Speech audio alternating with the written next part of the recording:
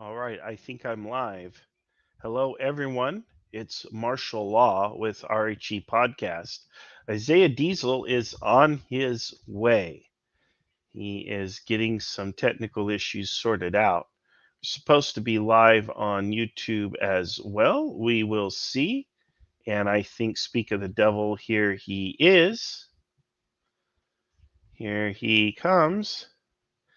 And today we're going to talk about the Roe v. Wade stuff. We're going to talk about the abortion debate, and we'll be starting that momentarily. I do want to stream this to my Facebook page, but I need to make sure that we are rocking and rolling here on YouTube.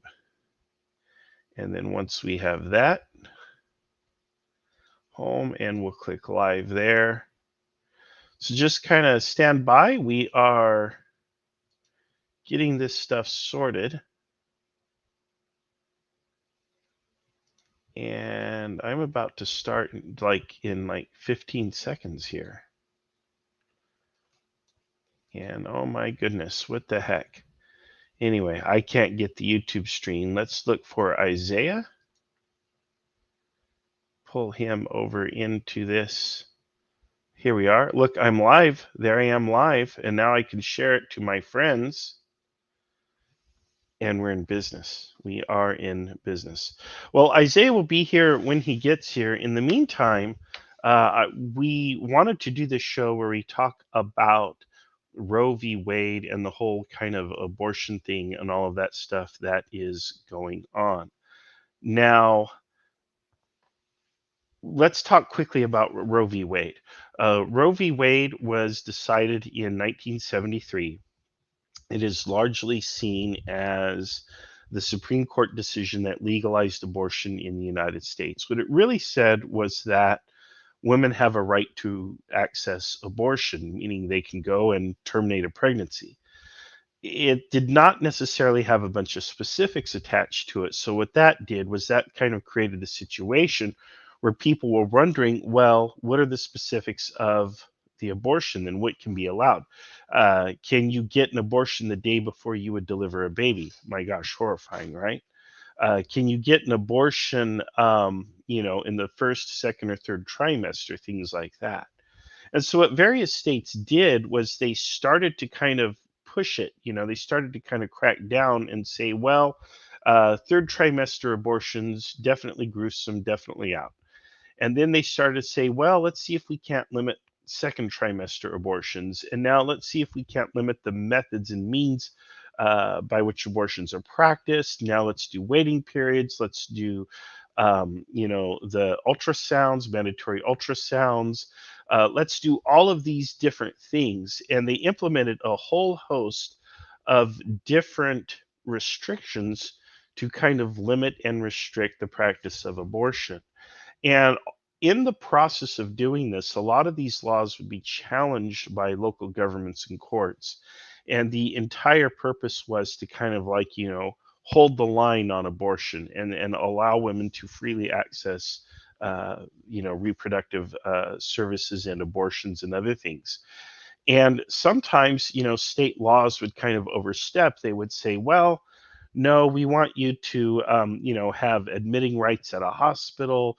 You can only do abortions under these certain circumstances. I mean, they even made laws about how wide the hallways in an abortion clinic have to be. And a lot of courts just kind of struck that down and said, that's really an overstep. But ultimately, the states kind of figured out, there are certain ways that we can kind of restrict this and so on. And these cases came to the Supreme Court, and a lot of times the Supreme Court just kind of, deflected on these. But now that we have a very conservative Supreme Court with 6 conservative justices and 3 liberal justices, we end up in a situation where the court's like, nope, we're going to go ahead and pull the lever on this. And now abortion is basically, it's not outlawed. It is not outlawed, but what it is there is no right for a woman to access an abortion, and that allows the states to go ahead and outlaw abortion, and many other states to regulate it heavily, leaving only a couple states like California, New York, and maybe a few others like in New England to allow women to basically have what I would say liberal or expansive abortion access. And in some states, there's not going to be any access at all. Now, because we live in the United States and people can freely travel, it is possible that people will go from one state to another to obtain an abortion. But if you look at the map, you look at a person, for example, who lives in, let's say you live in New Orleans, you live in southern Louisiana. The closest state where you're going to be able to get an abortion is going to be Illinois, and that is probably not quite 1,000 miles away, but it's hundreds of miles away. If you are poor, if you don't have the means to buy the transportation or anything like that, you are not going to be able to access that level of care. Now, one of the problems with obtaining an abortion is a lot of people need to have these when the child is non-viable or there is some other complication with the pregnancy, what we would typically call the life of the mother being endangered. And without a federally protected right to abortion on the books, states will now have to pass laws that allow women to have abortions in those particular cases. And we're talking about other things too: rape, incest, life of the mother, if the child is non viable or if the pregnancy is somehow compromised, say the health of the child is compromised, maybe there's a genetic condition that's detected or any of these other things. All of that kind of goes up into the air, but there is no more guarantee that a person will be able to have an abortion if they see any of these conditions. So the question now becomes this: we live in a nation where there are over 600,000 abortions that take place per year. And we have this difference of opinion. Like, when does life begin? Testing. Because you're good, Diesel. We hear you. Does life begin at conception? Is it human life? Should it be federally protected? Should it be protected at the state level? Generally, states protect life. It's not usually a federal issue. That's why murder is a state offense, not necessarily a federal issue. Um, that the conceived child in the womb is human is beyond question, right? That's not just a cluster of cells that comes from an alien, right? You have a human sperm and a human egg that comes together, and the product of that is inherently human and it is inherently alive. The question then becomes, when do we extend protection to this new life in the womb? And what do those protections look like? How do we enforce those protections? How do we protect that child in the womb? But at the same time, we also have, from the other side, issues of bodily autonomy. For example, this is my body. Here is another person inside my body. Even if I allowed that person to be in my body by my own choices or choice, I still control my body and I have the right to evict a person from my body. They point to things like organ donation, and you consider, for example, you can't harvest a kidney from a dead person unless they said they agreed to be a organ donor. Mm-hmm. Issues of bodily autonomy here. And even though it's another living person, look, one living person has no right to be inside the body of another living person. And we see this, for example, if you go home and it's been quite a hot date, let's say, and things are, getting hot and heavy, and she says stop, and if, the man doesn't stop, guess what? That's rape, you know? So that's a violation of bodily autonomy, and it's a criminal offense, a very serious one. So we have these conflicting points of view. And I think most people on both sides of the spectrum are going to agree that, right or left,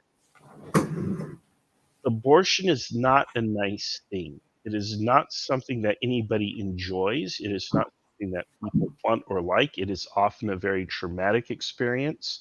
It has repercussions, it has psychological impacts and health impacts. It is not something that people want because they like it. It is something that they obtain because they feel that is the best option for their life. And the question is, who gets to make that decision? Should it be the mother? Or do we say that this fertilized embryo is a child and that the state has an overriding interest to protect that child, and so much so that it overrides the bodily autonomy of the mother? And there's no clear, easy answers to this question, because just like in judo, for every attack, there's a defense, right? In like any kind of martial art, there's always an attack and a response to that attack. There are no silver bullet arguments on either side that are going to win this debate decisively. That's why it's still a debate. It is Yeah. within the realm of possibility for a person to say, I don't believe that, I don't accept that, and therefore this. So it's a messy issue. It is a very messy issue. Um, Isaiah's here. I want to stop my kind of background Oh, analysis that's great. and overview and let you get in on things, Isaiah. Good to see you, man. Yeah, first of all, sorry about the technical issues. I had to restart my computer. But anyway, yeah, so thank you for that little soliloquy. I caught some of it. I do want to say that, it is a bit awkward for two guys to be having this conversation. There's a movie, it came out in the 90s, maybe like 96. It was called The Cider House Rules with, who was Spider-Man? His name is slipping my mind right now. The first Spider-Man. Okay. No? Okay. Peter Parker. I don't know. Okay. Peter Parker. Okay. So I know the name will come to me right now. But anyway, that guy, whoever played him, he he's working at like an orchard, and I don't want to give away any spoilers, but at some point an abortion takes place, and the cider house rules are seen as a kind of like metaphor where the people who are on the plantation are making these rules for like the black people where they live, because it's Mm-hmm. like they live in like an orchard. And at the end, there's a black guy, and I think it's Heavy D actually. He's a rapper. He died Mm-hmm. actually, the rapper, and he plays a character in there, and he kind of just says like, why are these people the ones making the rules whenever we're the ones who have to live in this. And so it's kind of like tied around to that you and I can discuss this from here to kingdom come, but you and I will never know what it's like to have a being grown inside of us. So no matter where we fall on this issue, we definitely have to consider that human lives are at stake. Okay, these are choices, as you said, they aren't made easy. uh any chance you've ever heard of a song called Brick by Ben Folds 5, No. or Red Rag Top by, I think, Tim McGraw? Oh man. Yeah, I don't listen to any of that. Yeah. So, but anyway, those songs are actually both about abortion, Wow. and not only about abortion, but just like the consequences of what happens afterwards. Mm-hmm. In both stories, because they're like whole stories, but it winds up causing some friction between whatever relationship they have Yeah. going on. Yeah. So it's a sticky situation. Um, I Anybody who says there's an easy solution to this is an absolute damn liar. It's a hard situation. Both sides have good points, and there's still some science out on this. Like right now, one of the things that they're entertaining is, hey, you know what? A solution that's going to solve this like immediately is if we can safely extract that baby from the woman, right? Mm-hmm. Kind of like in the Matrix. So if that technology might be decades away, but if that ever happens, then that's a game changer right there, because both sides will be 100% happy. Mm-hmm. But in the meantime, as I said, these are real life consequences. These are real life struggles that people face. And I think, first and foremost, before we even have this conversation, we just need to stop, catch our breath, have a little bit of charity, and say, we're in this boat together. Mm-hmm. We got to work for a solution that's going to save children, save women, that's going to protect people, at the end of the day. So that's my initial stake, my initial rant. But yeah, what do you got? You got any initial thoughts about the actual case, Marshall? Um. Well, I do want to repeat to you, yeah, a couple guys talking about this issue is pretty rich. But we live in a society, and there are very few, if any, issues that are limited to one gender. We Mhm. are all impacted by this. Men are impacted by this. Half of the children who are aborted are male. Well, as far as we guess, Unless you're right? unless you're in Asia, then Then it's it's higher, selective, sex selective. Yeah. right? But the fact of the matter is, I think it's also possible to have an intelligent, respectful discussion about this, regardless of who you are. And that's one of the things we want to model on this show. It is possible for people to have an intelligent, respectful discussion that's grounded in logic and fact, even Hmm. if we may or may not agree. I have a feeling you and I probably agree on this topic, Isaiah, but we'll see as we explore it. It's Uh, diesel, by the way. yeah, Diesel. Well, there you go. Yeah, so I can genuinely tell you that I don't always agree with myself on a lot of issues. So whether or not you and I are going to agree is up in the air, because it's a complex issue, and I can tell you that I've switched sides multiple times in my life. And Yeah. so if you just take that into consideration, that we're all only working with the information that we have right now, Hmm. like Maya Angelou said something like, you got to forgive yourself for not knowing the lessons that you learned before you learned them. So when Hmm. I look back to my 20-year-old self, and I had some radical ideas that were all over the place, and a lot of that was just based on like head knowledge.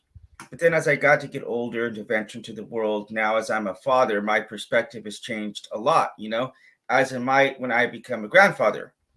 And so, we're all at different stages of learning and understanding. So I think one of the things that gets lost is when we have these conversations, you got to understand that there's a knowledge gap between you and the person who you're having the conversation with. It could be in Hmm. your favor or it could be in the other person's favor. You're not necessarily going to be the smarter person in the conversation. Right. And you're not necessarily going to be the person who's maybe the most well informed. You may be holding on to beliefs right now that in 5 years from now, you will think they were absolutely disgusting that you held on to those views. So if you start off with that level of humility and you take a look at our podcast and you take that concept of just trying to see things from the other person's perspective, try to understand what they would be like or why they would hold these positions. It's a good starting point. We're not going to agree on everything, and sometimes we're going to have to say we agree to disagree, and sometimes there has to be times that we compromise, and sometimes we have to put in stone hills that we're willing to die on. Hmm. And I do think the protection of life it is a it is a hill that we should all be dying on. But specifically with this issue, both sides want to present like if they're the ones who have all the moral high ground. Hmm. And that's not the case. Like both sides have good points. Both sides want to see an alleviation of pain of humanity. Both sides Hmm. don't want to just kill people or just be authoritarian. So we just got to start there. Hmm. No, I agree, and I do think there are people on both sides of the issue that see this as a humanitarian topic, as from the pain and suffering perspective, both of the person who's alive and the person who is unborn. But I do want to I do have a big beef with what's happened here, and that's the politics of the whole thing. Hmm. And when you look at the people who are largely cheering this decision, their politics make me scratch my head. And Right. a big part of the problem is, and this is a common accusation, is that a lot of people who are pro-life aren't really pro-life; they're just pro-birth.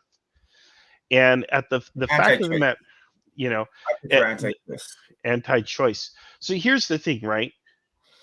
If you're going to be pro-life, and I am all about pro-life, okay, if you're going Hmm. to be pro-life, then you have to be pro-life from the very beginning. That's actual realistic sexual education for Hmm. kids but before they become sexually active. That means access to contraceptives and other things that allow people to manage and control their reproduction. It's not just the morality of sexuality. Yes, you have to teach that. You can't just teach that, well, here's how a condom works. You also have to teach, is it right or wrong to do these certain things and with whom and under what circumstances. There's a conversation you should have with your parents or your pastor or whomever. Your parents should definitely be Or involved. rabbi, Your rabbi, right. So there are or conversations that must take mullah. place at a very young age. Okay. Mhm. And then beyond that, once a person conceives, well, we have to get you your vitamins and your health care and other things. Once you're born, we have to get you the pre-K. We have to get you the daycare and all of these other things. You have to make sure you have formula and nutrition and clothing and housing and all of these things, and really no strings attached, because the only string is pro-life, right? If you're pro-life, then you're pro-life. You're not just pro-birth. You're not just invested in this child for a 9-month window. You should be invested in this child all the way to the point of natural death. Because as a Christian, you will believe that life begins at conception and lasts until the moment of natural death. And if that's the case, you need to be invested in that all the way through. And I hear it now, oh, but that's socialism. Well, folks, let me tell you something. We don't have money to do all this. The cheapest thing you can do or follow a lot of these progressive policies because they're preventative. An ounce of prevention is worth a pound of cure. We live in a society that is reactive, and that is the most destructive and expensive society we have. We have people who say, but what about the guns? Can't we have the guns? And the Supreme Court just said, hey, yeah, you can have the guns. You can concealed carry guns. They made it easier to concealed carry in the state of New York, and that has ramifications for the rest of the country. But the thing is, if you want the guns, then you're going to have to truly be pro-life, and you're going to have to be progressive, because that's what's going to prevent a lot of the mass shootings and other violence and problems that we have in our society. A lot of it comes down to economic justice and Mhm. issues of racial justice and so on. All of these things play into it. So if you want to be pro-life, that's fantastic, but Mhm. you can't be pro life for just a 9-month window. You have to be pro life from the moment of conception to the moment of natural death, and it has to expand out into all these other areas in our society, including healthcare, education, housing, economic justice. All of these things are pro life issues. And if you don't think they are, you need to do a lot more thinking. Yeah, you know what? There's this really interesting book about it's called Once Upon an Affair, and it's about this intern that has an affair with JFK, go figure, while she's an intern in the White House. And she talks in there like she has kind of like some conflicting views about JFK, because she sees like different sides of him, and she sees that like the sides that he's trying to shield his children from some of his shenanigans. And one of the things that she said on there was that like he was just really good at compartmentalizing things in his mind, right? Maybe engaging in Hmm. some kind Hmm. of cognitive dissonance. And if we are to be honest, I don't know a single human being who doesn't have contradictory views or engage in some level of hypocrisy, both Hmm. sides of the aisle. Both sides love to sit around and say they're hypocritical on this or they're hypocritical on that. But if you really evaluate your motivations behind a lot of things and you're honest, because Dale Carnegie says there's two reasons why people do things. One, it's the reason that they say that they're doing it. And then two, it's the reason that they're actually doing it. So if you take that into consideration and understand that, look, not every one of us is 100% consistent. Hmm. And if we're going to talk about something like this, which is really important, we cannot compartmentalize these into different boxes. Like I'm pro this kid, I'm pro this baby until he gets older and commits some kind of crime. And then at that point, my pro life just goes out the window. Hmm. As a Christian, I'm a Christian. I believe that God engages in some kind of spiritual rehabilitation with us if we're open for it, you know? And so, in the same way, as Christians, we should be supporting systems that are more like Norway, Sweden, Denmark, that have a true rehabilitation process behind them. You know, it's not about just trying to punish the people. And I know that you can say, well, this isn't related to the abortion issue, but it really is, because it has to do Mhm. with how are we going to respect life? How are we going to treat people? Are we going to genuinely treat people the way that we want to be treated? And I think if we start at that point, that will help guide and inform us all along the way, even when we're having the disagreements. Hey, I don't want to be gaslit for maybe some views that I have that aren't right. You know, I'm doing my best to try to figure out this life. There's a lot of things I don't understand, and when we start there, it's a good starting point. But at the end of the day, we do have to think about solutions. You know, um, Mhm. I am very anti-abortion. I'll be very, very clear about that. My daughter just turned 4, and we have been trying like rabbits to have another one, and it hasn't happened. And on one occasion, my wife actually had a miscarriage, and I didn't know how to deal with it, you know, like, and so my wife thought that maybe I was insensitive or I didn't care. But I mean, when I did finally talk about it, it just made me break, you know, like it was really painful, but I didn't know how, I just genuinely didn't know what to do. I mean, I can see that it's Mhm. clear as day. I did not know how to process it. So uh, babies are the most beautiful and wonderful thing in the universe. And so if we're trying to, if that's what we're trying to do, then first and foremost, obviously, access to healthcare, access to birth control has to be like the first and foremost thing that we're trying to do. You know, to accomplish that first, to make sure that, hey, if no woman ever got pregnant unwanted in the first place, we wouldn't have any abortions at all. You know, Right. I mean, and I hate to say this, but I will say this: if you genuinely were interested in stopping 100% of abortions, then like a mandatory birth control would be the only way you could conceivably pull that off, you know. And I'm not arguing for that, but I'm just saying, because like countries like South Korea have said, okay, you know what, we have a declining birth rate. South Korea has like a 0.9%, so they don't even have one kid. I don't know how you could have a 90% of a kid, but they somehow managed to do that. I don't know, you know, the math works. But anyway, their population isn't nearly big enough. They aren't having enough kids so their population is shrinking. So the government gets this bright idea. Oh well, let's ban abortion. Maybe if we ban abortions, you know, maybe our population will grow. But do you think that really stopped women here in South Korea, Marshall? Like, genuine question. No, no, of course not. People are going to do what they want to do. So what do they do? There's a couple of options, but what do you think that they're doing? Well, they're going to practice some sort of they're going to utilize some sort of abortifacient, probably some sort of chemical abortion process or something to terminate their own pregnancies. Right. Or just go to Japan, China. You know, that's always an Yeah, option. yeah. Well, there you go. Thailand. Hmm. But yeah, then there also is the coat hanger type abortions Mm. that they do. So like that didn't help the problem at all. Hmm. Um, so if you think that, let's just say you outlawed abortion in America 100%, do you not think Hmm. that someone can't go down to San Diego and, you know, cross the border 30 minutes, get a Right, Tijuana and get an abortion right. done?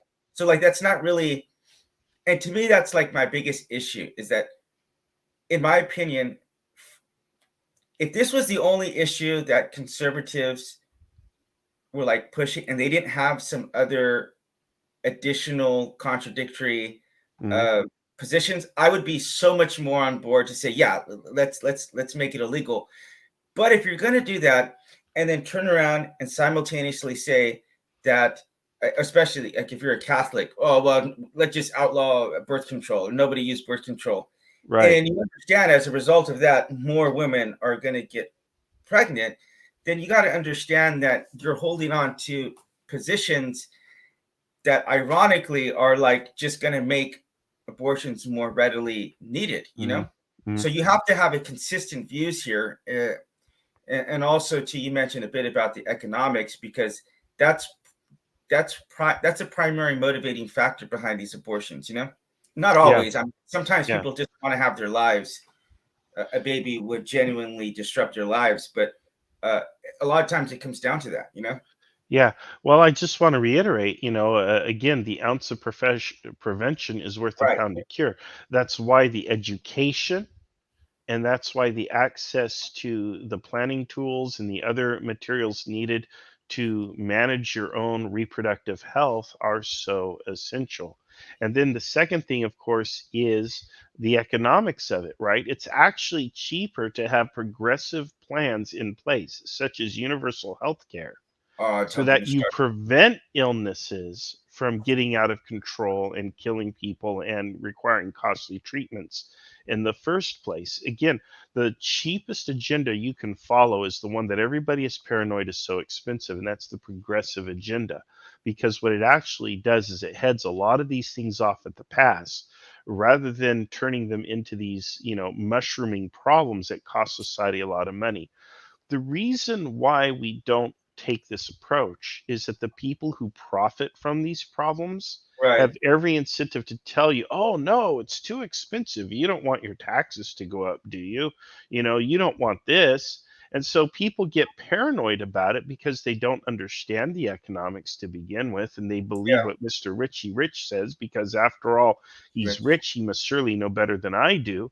And we end up in the society that is literally inside out, upside down, and backwards.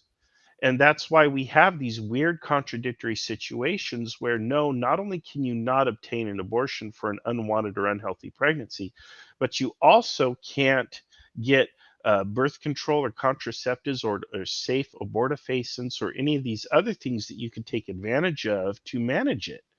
And Right. it's insane. And I'm not saying, there's rules there's room for moral education. There does have to be moral education involved. If you have kids as a parent, and especially if this is your religious belief that you need to reserve that stuff for marriage, that's fine. That's fantastic. You need to have that conversation with your children, and I hope your children don't disappoint you. But the thing is, people are people, and they're going to do what they're going to do. And recognizing that, and especially when it comes to sex, I've got to tell you, sex is right up there with breathing and going to the bathroom and having to eat Yeah. in terms of what a powerful compulsion that people feel to Yeah. engage in it. And then you add into that our secular society that uses sex to sell products for Yeah. marketing purposes. The same people who are telling you no abortions are also driving the sex appeal campaigns. Yeah. You Well, know, you know what I was gonna say. I mean, You said you had food and then sex. I think for a lot of people, like the sex drive comes before the food or finances or well, any. yeah, I mean, yeah. if we're being honest, if we're being honest about, I've I don't. never drove 400 miles for a hamburger, Isaiah. I've just not done it. I've not said, "Wow, that's a good burger. I'm going to drive 400 miles for it." I'll tell you that. Oh my God! Let's keep this PG-13. Well, I'm just saying. Okay. No, no, no, I, no, no, you know, no, no, no. I totally. But yeah, and you know what? I will say this, that I could probably talk about maybe the top 10 things in which the church has failed um, society and Christians just in general. Um, there would be a lot of things. One would be like just when you come to church, everyone's just projecting this fakeness about themselves. And mhm. that's why I talked about COVID. I'm like, yeah, Christians were the most upset that they had to wear a mask when they went to church. But I'm like, but nobody complained about wearing a mask when they went to church for the rest of their lives before that. But that's a reality about church. Mhm. And so for me, it's like if I were to say the number one way in which a church has failed, people has been the issue of sex. Because I could tell you this growing up inside of a minister's home where like that was such a taboo topic. Like you just didn't discuss it. And then what happened is you let other people dictate to your kids what they're going to learn about sex, whether it's through pornography, which is most often the case, or older boys, God forbid, adults who might take advantage of a situation where people just don't know better, So this has been one of the biggest ones I would fault the church on. Just, I guess, also not preparing parents enough to have those kind of conversations, I remember I had a conversation with my dad where I got really drunk over here in South Korea, and I asked him like why he didn't tell us about that. It was really upsetting to me, and I remember he told me that parenting was hard, and I'm like, well, and I wasn't a parent at the time, so I didn't really understand that. But now, the father of a daughter, I don't know how in the heck I would have that.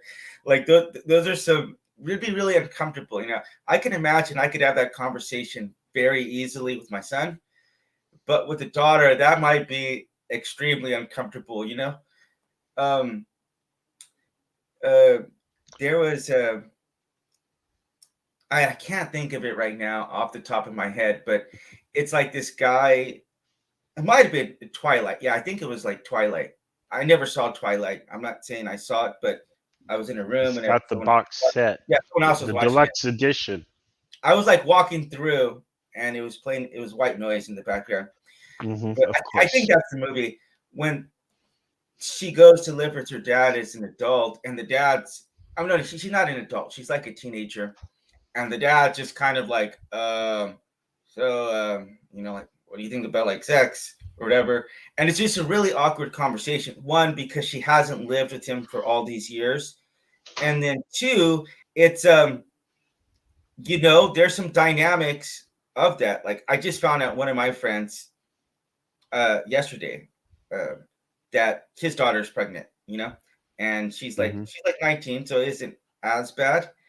But I could very well understand that would be some of those conversations would be difficult for a guy to have, yeah, your daughter. Yeah. So I mean, people need to be trained in that, is what I'm saying. Like, and as they say, parenting doesn't come with the manual, like, and you kind of just gotta. It's just trial and error. Let me make it more simple for people. Let me tell you this. Number one, have the conversation. Don't not have the conversation, because if you want to have an awkward conversation, then don't have that conversation and wait for them to have to come tell you, hey, I'm pregnant. That's an awkward conversation. Wow. The second thing is stick to the facts. Just tell someone the facts. Just say, here's how it works. Here's the mechanics of it. It's facts. And if you absolutely cannot positively have this conversation with your own child, then find somebody who can, preferably somebody of the same gender, and have them have that conversation, somebody that you trust, a brother, a sister, or whoever, or at least at a minimum, make sure they're enrolled in some kind of course, whether it's at school or online or whatever. You can even screen the materials beforehand yourself. But again, if you stick to the facts, you should be fine. Go to your pediatrician, have the nurse or someone have the conversation with your kid if you have to. But for goodness sake, have the conversation and stick to the facts. And I think as long as you do that, it'll go fine. It'll go a lot better than never having the conversation, and then you have to have a really awkward conversation later. Yeah, that is good there. Thank you for that. I think maybe the church producing some kind of series on that, or maybe some kind of seminar. I think that could be one really good way, because the only thing that we got from our side was like, just don't do it. You know what I mean? Right. Like, which is unrealistic. I remember my dad found a condom of mine, and I honestly, genuinely think I was still I didn't lose my virginity till like 20 years old, so it was like still a virgin at the time. I know, right? So he found it. He's like, "What is this?" And I was like, "Well, that's a condom, Dad. Like, people use it to have sex." I'm like, "That's what you mean?" And he's like, "Well, you know what I mean." And I'm like, "Well, yeah, just in case. I mean, don't you Like if I'm gonna do it, wouldn't it best that I wear a condom? He's like, well, it's best that you like don't do it. I'm like, yeah, okay, I get that, but I get that, but if I am gonna do it, like, isn't this the Right. best thing? If I'm gonna drink, isn't it the best thing that I would take an Uber home? Oh, well, Right. I prefer Right. you not to drink. Well, okay, yeah, I get that. Um, we all prefer a certain scenarios. It's like if I came to you, Marshall, and I'm like, well, Marshall, do you want to get stabbed with a samurai sword or a machete? You're gonna Hmm. be like, I don't want to get stabbed, period, Right. right? But if you're gonna get stabbed, and I give you the option between samurai sword, Samurai sword is way cooler. well, a samurai sword or I was gonna say a pocket knife, you're gonna go for the pocket knife because that's gonna cause the least amount of damage, right? And people Not say, as oh, cool though. condoms don't always work. Right. Well, Right. that's Right. true. That's totally true. In abstinence, it is true. Abstinence is the only 100% method. That is true. That is Right. accurate. That's right. But what I've said, genuinely speaking, is like you could implant chips into teenagers that is going to kill them 5 minutes after having sex, and every weekend you're going to be sweeping up dead bodies. Yeah. Um, that's just what it is to be a teenager. Like that that drive takes over the rational part of your brain. Yeah, well, Um, most people, the logic center of the brain isn't wired until age 25. It's right. the last part of the brain to wire itself. So it's unreasonable for us to have these expectations of all young people. Now, there are plenty of young people out there who will live up to that standard and expectation. And I want to applaud that. There are a Hmm. lot of young people who obtain that moral Right. education and say, you know what, I'm going to do what my church teaches or what my parents Hmm. told Hmm. me. I'm going to keep my britches on. And you know what? Hmm. Praise to them. That's fine. Yeah, But absolutely. there are a lot of people who Don't give knock that into at that all. temptation, and again, you want to have that kind of that plan B and that plan C and so on, so that they're not in a situation where they become desperate and they choose some dangerous path or solution for themselves, or do something that's illegal, like toss the kid in a dumpster after it's born or something like that. Right. You absolutely don't want that situation. And again, so if you're going to be pro-life, then it means you're going to have to do a lot of the things that you might not have considered you would have to do. Your Right. political opinions are probably going to have to shift to align with that pro life identity. So, if you want to be a pro life person and you want to say, you know what, no foot down, no abortion from the moment of conception on, okay, that's fine. But in order to be logically consistent, you're going to have to carry that through to the moment of natural death. And that then has all kinds of political and economic repercussions. And it even has repercussions with whether or not you have the talk with your kids. You have to have the talk. And it can't be abstinence only because that's Right. not a pro life talk, believe it or not. It's not. And you know what? I will say this. So my mother was pro-choice, Hmm. and she was a minister's wife, and some people found that like super super contradictory, like hypocritical. And but the thing is, I can tell you, genuinely speaking, my mom was like the most pro-life person I've ever met in my life. Because they say like don't be pro-life unless you're willing to take one of those kids in. Well, she was Hmm. willing to take in. I mean, I Hmm. could tell They're you that out there. we had 10 foster kids growing up, in my childhood, and at some point in my life, we probably had about 100 people pass through our doors, like living Hmm. with us. So my mom was willing to give the clothes off her back. Um, she They're was willing. heroes. Those people are heroes. Yeah, she was the salt. She was definitely the salt of the earth.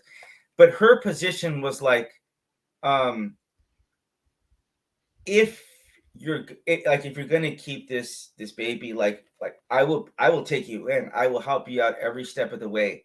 But at the end of the day, it's like if you're gonna get an abortion, you don't know what reason people are getting those abortions for. You know what I mean? It Hmm. could be Hmm. something as insidious as parental rape. Yeah. You know, Yeah. Yeah. and so you have something like that going on. It's like I understand you make the argument, well, that's not the baby's fault. I totally get that, but you want you're going to force someone to carry out this abortion. One, they didn't so at that point you can't say, well, they made the choice to do it. It's a different situation whenever there's a different morality behind that. But two, it's like, again, this speaks to something else, that like one of the solutions, well, I have it written down right here. First of all, even as like a pro, I say I'm pro choice. I would say I'm very anti-abortion. I consider myself anti-abortion and pro-life, because I definitely would like to see every last abortion, first of all, not even happen in the first place. Like I would like to Mhm. see women only getting pregnant when they're financially stable and they have their head Or on when they straight. choose to. Yeah. So I'll tell you this: Yeah.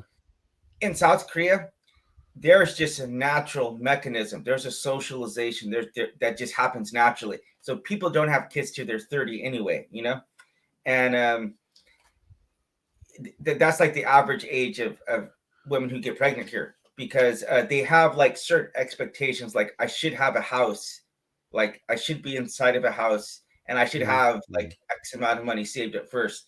So there's a lot of societal pressure to do that, so Right. people are just naturally doing that in the first place. um so, which is one of the reasons, actually, I mentioned low birth rates. That's one of the reasons why, is because people are like, oh, I got to save this amount of money, so I want to have kids, and then they just sometimes wind up getting like 40 or 50, and then it never presents itself, but Mhm. anyway, the first trimester, one of the things that I would reason somewhat with this about is that if there's no neurons, the neurons in the brains aren't connected, then there's not an ability to feel pain. If you have no level of consciousness, Right. it, it's not the same. It's a Like, cluster of cells versus yeah, because when people a say this conscious collective human. self like a person, that is completely ridiculous, and not. I don't think that's even remotely. Um, it's not remotely a good faith argument. So it's Mhm. like, now when the baby starts to get a bit older, the fetus, and we're talking about like when there's a heartbeat, that's kind of a different story right there in my book. Because Mhm. then you started mentioning something about defeatist rights, Mhm. and at some point, I'm not going to say I have the answers figured out on that totally, but it seems like the second trimester should be, unless you have some kind of like legitimate excuse, you should at least be required to take it up to like 6 months, or because I think like at 6 months, like my nephew was born at 6 months, Mhm. and he had to spend like 2 months in the NICU. But I and you know what? There's even cases that's happened like at 5 months. So it's like, if you get to that point, you shouldn't be allowed to get an abortion. Now, if you want to Mhm. terminate it, yeah, they should be able to C-section that thing out of you. But I don't see why at that point, you know what I mean? Why, if you Right. want Yeah. to terminate pregnancy, because the termination doesn't have to mean an actual abortion. You could Right. terminate it, and they just take that baby out of you. You know what I mean? So it's like Yeah. that's good. I think there's a general consensus that number one, nobody enjoys abortion. Nobody Right. thinks it's just this fantastic thing. And second of all, very few people support abortion as birth control. Right. But in order to avoid abortion as birth control, you have to provide all of these other means for a person to regulate their conception. And that's critical. And if you're not doing that, and you're not facilitating that, then yes, you are going to get abortion as birth control. Now, I would say that those cases are actually exceedingly rare. And Hmm. anytime you have a second or third trimester abortion, something catastrophic has taken place inside the uterus. And generally, you have women who are getting abortions who have already picked out a name and baby clothes and bought a crib and built a nursery. That's not the same kind of abortion as, well, I just decided I don't want to have a baby, let's get it out. That's a different case, much different case. So yeah, I think most people are against late-term abortion as birth control, but I don't think people are getting late-term abortions as birth control. When they're using abortion as an emergency form of birth control, it usually is in that first trimester or it's pretty early. However, enough time does have to pass, often it's at least a month, for you to recognize that you're pregnant. And there's a problem where a lot of states want to pass laws that leave you with only the narrowest window of determining whether or not you're pregnant and choosing to go through and follow through with an abortion. Mm-hmm. And that's a problem. And at the same time, they're not pro life from the moment of conception to natural death, nor do they support the economic reforms and other forms of That's for social and sure. economic justice, nor are they making it easy for people to regulate their own contraception, you know? And to me, that smacks of control and totalitarianism. These aren't Yeah. people who are in favor of freedom. These are people who are in favor of control and power. And I don't know how or why they get off on that. Well, you mentioned birth. You mentioned healthcare, and I would be remiss to not talk about just for a second South Korea's uh, universal healthcare, Hmm. because let's just assume you didn't have any kind of help. Like, let's say you came here as like a foreigner, right? Hmm. And you just got like, because this happened. One of my friends was visiting, and he was having some serious pain, So I had to take him to the hospital. You can get in and out of there for like with your medication and everything with your medication for like $50. And you'd Hmm. be in and out in like an hour. Uh, when my wife was when my wife gave birth, she was in the hospital for a week because she had a C-section. And even without insurance, I kid you not, man, like the total bill was $1,500. Okay. Then with the government, we have like, because they have a universal care, right? Like you just pay a certain amount of your Hmm. income and then you get it here. It's like 3% or something. But the point is that after that, it was only like 30, no, like $300. And I kid you not, man, this probably doesn't even seem, you're probably gonna think I'm lying, but I've been sick sometimes, and you can go and get your medication for like dollars, like several dollars, and it'll last you for like a month. Hmm. So it's like the government does a really good job to buy in bulk for that, to negotiate really good prices. So for your treatments, so you can just be about rest assured that you're not going to run into situations where you don't have the finances to save your child's life. Hmm. If you're not going to be for universal health care, then I do not care what you have to say about abortion. I literally could not care less what your opinion is one way or the other. Hmm. So, because you mentioned about being pro-life, it's like if I can at least start there, and if I can at least get you to agree with that, I will definitely hear out some other things you have to say, and we can have some conversations. But I mean, I'm serious, and I'm not trying to put that person down. It's like I'm not going to waste my time in that conversation. You know what I mean? As it Hmm. is, I don't. These aren't issues I go around debating people in the first place. You know what I mean? Right. I have other projects and humanitarian work that I'm working on and doing. So it's like I don't debate people as it is.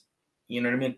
But if you Hmm. were gonna have a conversation and you're gonna tell me that you're for this for-profit system, that those parents, that child that's getting born, may someday not be alive anymore because their parents can't come up with the money, Hmm. or their parents are going to lose their house or car or everything. um you got some issues you got to work out first and foremost with Right. yourself. If you're going to hold on to these views, there's something like really seriously wrong with you need to address, because at that point, and I'll tell you what it is. At that point, you're using this as a moral issue to get some kind of high ground on other people, but Hmm. you genuinely do not care about those kids, because if you did, you would support a system that's going to think about them when they're 3 months, when they're 3 years, when they're 30 years. You got to Right. support a system, right? Yeah, I agree entirely, Isaiah, and I don't think it's too much to ask Mhm. people to be logically consistent. I'm going to go back to something you said earlier that I think was fantastic. You pointed out that everybody has some sort of internal contradictions in their Mhm. logic. Everybody's a hypocrite. Mhm. Everybody's both a hero and a villain on some Yeah. level. And that's true. That's what it is to be human. That's part of the Mhm. human condition. Nonetheless, there are certain things where I don't think it's much of a stretch. And again, pro life is one of them. I don't think it's a stretch to be logically consistent to support life from the moment of conception to natural death. And that means, yes, I'm going to expect you to be opposed to abortion, but I'm also going to expect you to be right there and in favor of things like adoption and Right. taking care of these kids and making sure they're educated and making sure that they have opportunities, that they don't get raised up by the streets, and all of these other things. I would expect you to be opposed to the death penalty, and I would expect you to probably be opposed to things like euthanasia, but in favor of things like universal health care, so that people don't suffer needlessly, and that they don't have to say, well, do I, go into lifelong crushing medical debt, or do I just check myself out? Mhm. Because that's a thing that happens. And Okay. again, I don't think that's a huge stretch. But if you can't even make that little tiny stretch, then I don't want to hear it either. I'm right there with you, Yeah. Isaiah. I don't want to hear from those people. I'm not interested. You have issues you need to go talk to God about, Right. not me. You need to be talking to someone else, not me. Yeah, and I really hate. I generally in these kind of talks, I generally hate.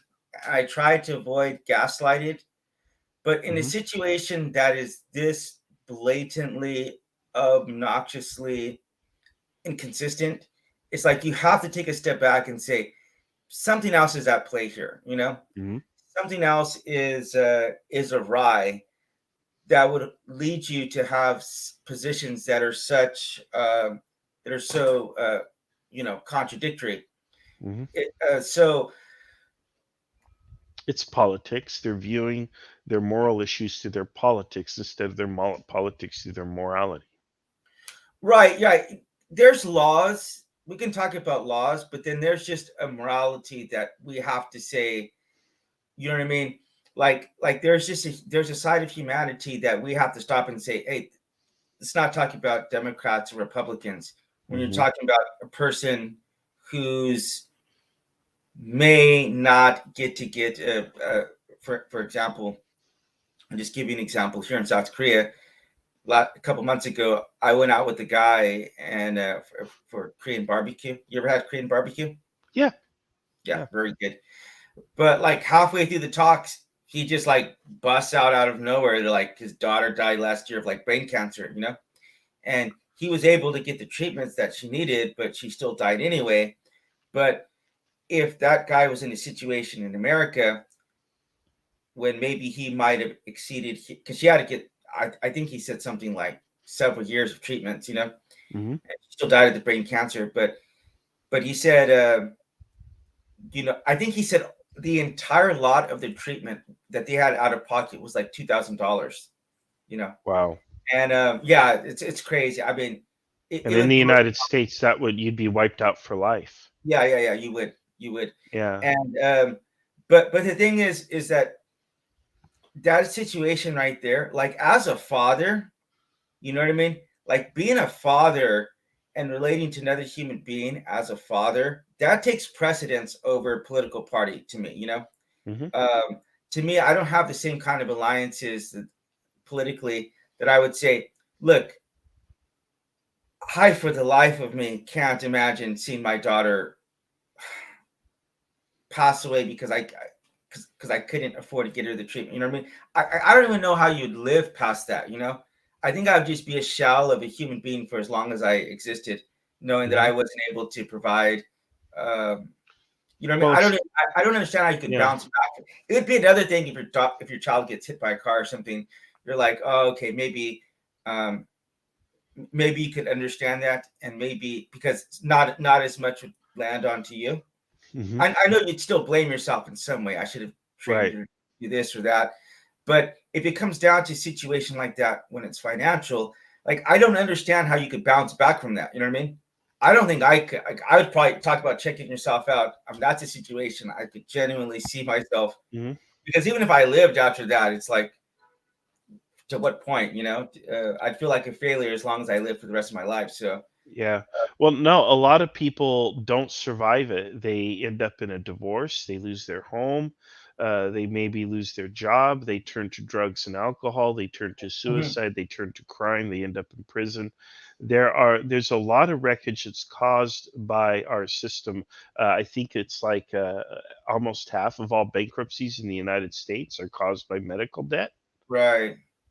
It's obscene. And what does a bankruptcy do to your marriage? What does it do to your home and other prospects and other things that you have going on?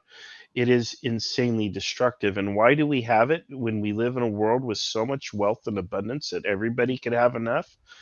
Why do we have this? Because some people are simply greedy and they can't imagine letting other people have a fair shot. They're afraid of the competition. They love wealth more than humanity or their salvation. And well, to those people, all I could say is, again, you need to have a conversation with God, because you're not moving in a very good direction. The people who are responsible for the problems in our society, they have names and they have addresses. And that's one of the things that I'm seeing in the wake of this Roe versus Wade decision. There are a lot of calls for civil unrest and violence in this country, even right on social media. Now, I think the very tiniest fraction of those might come to some kind of fruition. Most people are not going to run riot over Roe versus Wade. They're not going to make Molotov cocktails or ambush Supreme Court justices or do acts of violence. However, simply seeing that kind of talk appear in my social networks, I find it alarming. I really do. Well, And if we continue in this vein, this stuff is only going to get worse, and eventually it will happen. We will get to the point where there's social unrest, and woe be unto the people who made this happen, who are responsible for this world when that day comes. you know what? I do want to say this because you mentioned social unrest. And when I saw the race riots that were going on in 2020, Hmm. that was the same year that I'd started RHE podcast at the end of 2020, because that was what I had been saying was going to happen for like the previous 5 years. Because I'm Hmm. like, you cannot continually keep dehumanizing and debasing people to this extent and not think that that's going to have real life consequences. So this podcast, I got to thank indirectly Donald Trump for lowering the political dialogue so low that people Yeah. really thought it was okay to debase, call names. And a lot of Christians, I will say that a lot of Christians, I saw a lot of Christians doing it as well. But the point being, though, is that I will say this: the Constitution has to be one of the most brilliant documents, maybe next to the Bible, but because it has been changed a lot. Okay. And in a sense, you might look at that at first glance and say, wow, this clearly wasn't a very smart document if it's how to be amended on so many occasions. Mm. But hold Well, on, there's hold on. 29 amendments, of which 28, I believe, are still in effect. Let me You finish. know. Let Okay. me finish the thought, though. I'm saying you could think that at first glance, but the reality is that you have a document that's been able to sustain us nearly at this point 300 years, 250 years, and that has been able to weather both sides getting control and coming into power and having the opportunity to Hmm. pack the court or whatever, like Donald Trump did, and still say, hey, look, there is a way. If you want to make changes, there is a way to do it. But it's best not to have revolutionaries come up and change everything overnight. That can cause a lot of Hmm. political instability. So the document, even though it's not perfect, the fact that you can have a motivation to keep going and voting, to keep lobbying and telling the politicians what you aren't going to stand for, that there's that possibility to happen. And I think if you do want to, people do want to reinstate this, hey, go through the right way. You don't need to burn down places. You don't need to do this and that, because then whenever you make the rule, that you want to make, what's going to stop the other side from doing the same kind of actions that you just did to undo your rule? You know what I mean? Your Right, law. right. Yeah, So it's like we got to do this civilly. You know what I mean? There's a reason why we have democracy and such a complex checks and balances that keeps either side from just totally making all the rules. You know? right. I want to amend something I said. I said there are 29. There's 28 amendments, of which 27 are still on the books. The one that got repealed was prohibition. But the Constitution is a little less than 5,000 words. It takes about 30 minutes to read. Nobody hardly ever reads it. It's kind of vague, deliberately so, but it's designed to be that way. It's Mhm. designed to be flexible. It's designed to be interpreted Right.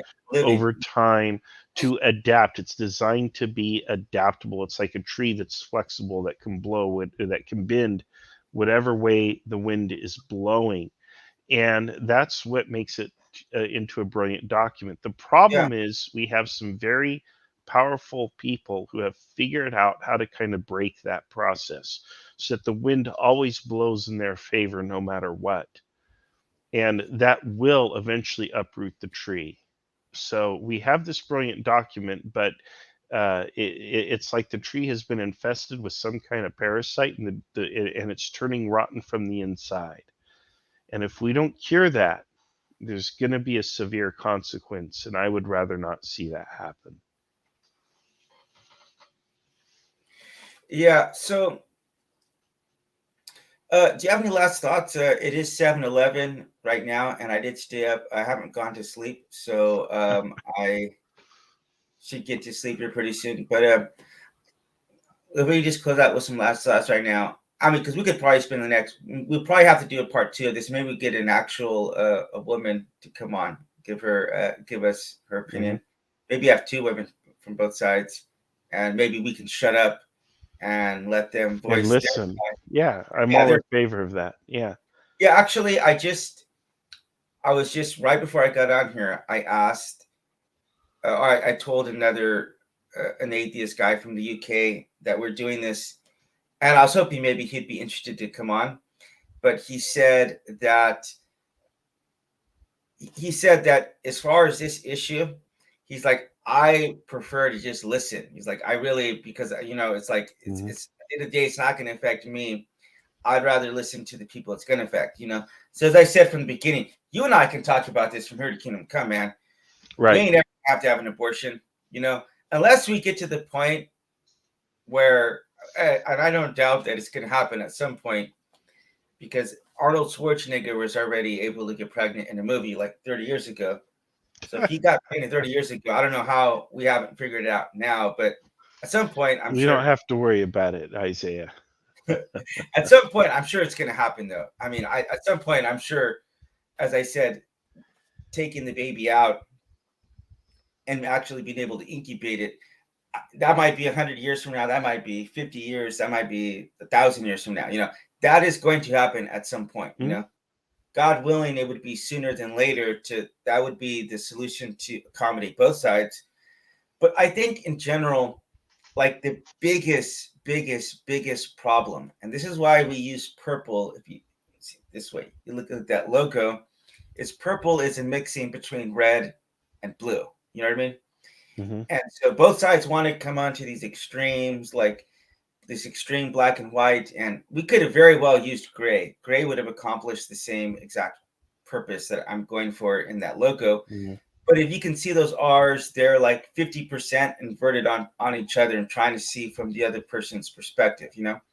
So I genuinely think that either side thinking they have 100% of the solutions, and the other side just has to kneel down and accept everything that they say. That's just really toxic. It is really dangerous way of Hmm. thinking.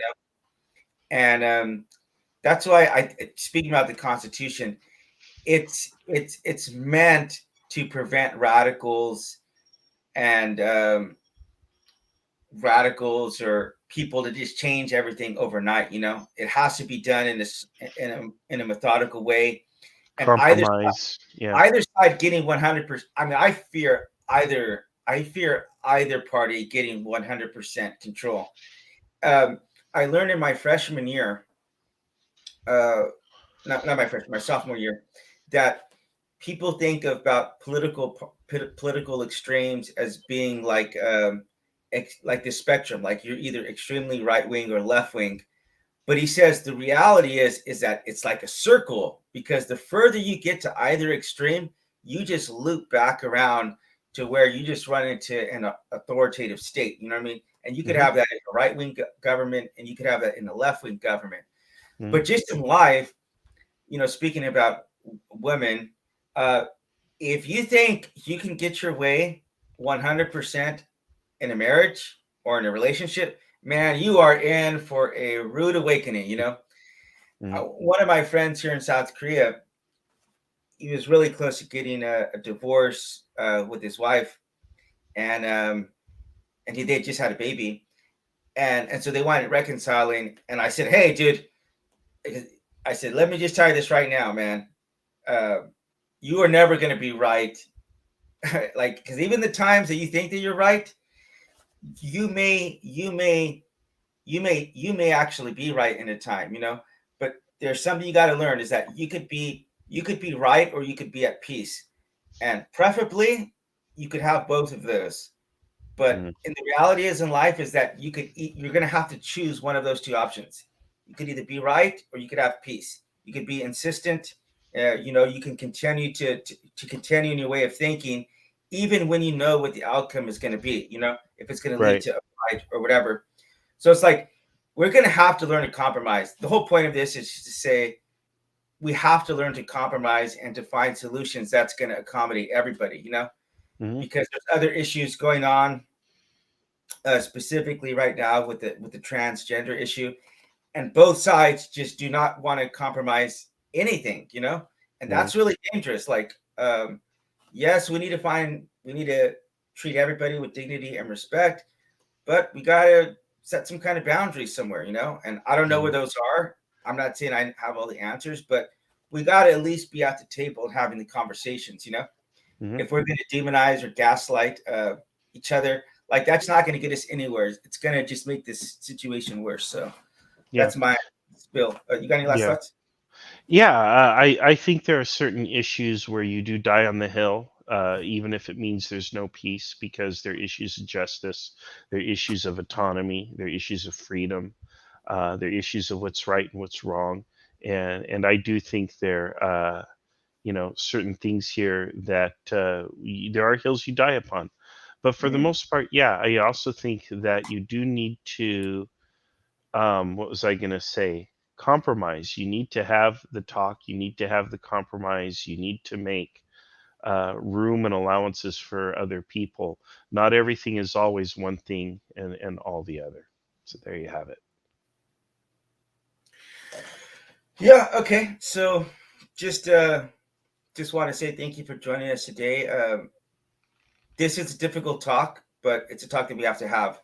So I'm writing a book about I'm finishing up my third book on race right now, and I just have to say that I start off by saying that these are hard conversations, but we can dance around them from here to kingdom come. But unless we actually address some of these elephants that are in our rooms or in our churches or in our schools, like, that's no one's going to benefit at the end of the day. So let's just have the conversations, and let's try to show some grace and some respect along the way. But that being said, I do want to thank you for joining us today at RG Podcast. I want to special thanks to Martial Law. I do want to say check us out at Facebook, Instagram, Twitter. You can check us out on YouTube and Spotify. We are hopefully, God willing, going to get into, or Big Bang willing, going to get into TikTok pretty soon. And so hopefully we can reach some more people, because we definitely do have a message of inclusion and diversity and dignity. So I think it's one that a lot of people need to hear. So thank you for joining us today, and please share this with someone.